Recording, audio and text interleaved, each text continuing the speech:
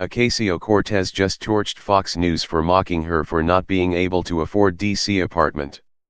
The centerpiece of the right-wing propaganda machine, Fox News, is notorious for not only its incessant poor-shaming condescension but the casual cruelty that accompanies it.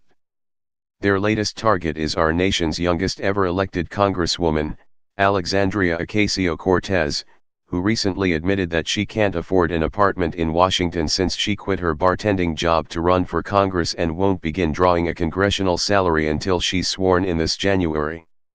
The vapid hyenas at Fox did a segment this morning where they mocked the young Democratic socialist, who worked as a bartender before running for office, for not being able to afford the sky-high cost of living in D.C. Dripping with snark and purposefully mispronouncing her name, they could barely contain their glee that the socialist needed money, because in their perverse worldview all socialists are just jealous of the wealthy and not those who strive for a more equal and just society. Even worse, they insinuated that she had purchased the clothing that she wore for interviews and photo shoots and is now crying poverty after squandering her money, which is not at all how it works. It's about what you would expect from Fox, whose fundamental purpose is to defend the status quo and shift the blame for the suffering of the American middle class away from the scheming plutocrats and towards more ideologically convenient scapegoats, like illegal immigrants.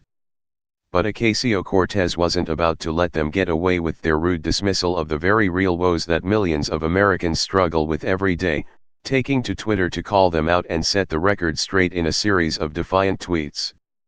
Nearly half the American people can't afford to pay rent or buy groceries, while the richest Americans have seen their already monstrous wealth balloon as they take more and more of the pie for themselves while leaving the rest of us with crumbs.